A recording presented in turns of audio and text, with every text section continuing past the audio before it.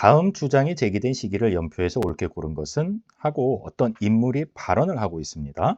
무기휴애된 미소공동위원회가 재개될 기색도 보이지 않으며 통일정부를 고대하나 여의케 되지 않으니 이제 우리 남방만이라도 임시정부 혹은 위원회 같은 것을 조직하여 38선 이북에서 소련이 물러나도록 세계 공론에 호소하여야 할 것입니다.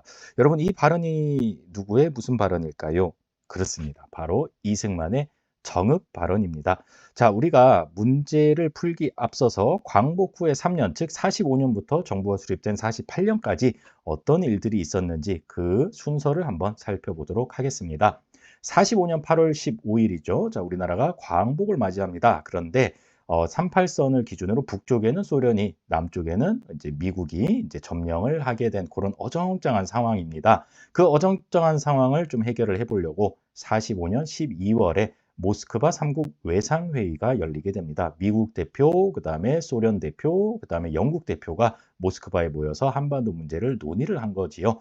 자, 이때 어떤 것이 결정이 되느냐? 조선에다가 임시정부, 그러니까 정부를 세워준다. 그리고 그 정부를 어떻게 세울 것인지 논의하기 위해서 지금 한반도를 점령하고 있는 미국, 소련이 같이 이 얘기를 한다. 그러기 위해서 미소공동위원회를 설치한다. 세 번째, 정부가 수립이 되고 난 다음에 최대 5년간 신탁 통치를 한다. 요 내용이 결정이 됩니다. 그리고 이 모스크바 회의의 결정에 따라서 46년 3월 달에 제1차 미소공동위원회가 열리게 됩니다. 이야기가 잘 되지 않아요.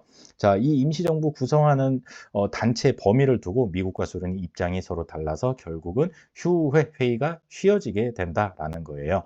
자, 그때 이제 등장했던 사람이 바로 대통령 되기 이전의 이승만입니다. 정읍이라는 곳에서 지금 자료에서 본 것 같은 그런 이제 내용의 발언을 하게 됩니다. 지금 미소공동위원회가 뭐 제대로 돌아가지 않으니 일단은 우리 남쪽만이라도 정부를 세우는 게 어떻겠느냐라는 이제 가능성을 이제 처음으로 이제 얘기를 했던 것이지요. 그러자 깜짝 놀랐던 이제 중도 좌파의 여운형과 중도 우파의 김규식이 같이 손을 잡고 좌우 합작 운동을 통해서 통일 정부를 수립하려고 노력을 합니다만 결국은 이것도 역시 잘 되지 않습니다. 그 와중에 제2차 미소공동위원회가 열렸으나 완전히 결렬되고 맙니다. 자, 그때 미국이 한반도 문제를 UN 국제연합이죠. UN 총회에다가 상정을 합니다. 그리고 이 UN 총회에서 그렇다면 한반도의 인구 비례에 따라서 총선거를 해서 정부를 세워라 라는 결정이 내려집니다. 그러자 인구가 적은 북한 지역을 점령하고 있었던 소련이 거부를 합니다. 그래서 선거를 할 수 없게 된 거예요. 그래서 다시 작은 총회, 유엔 소총회를 열어서 선거가 가능한 지역만이라도 먼저 선거를 해라. 즉 단독 선거가 결정이 됩니다.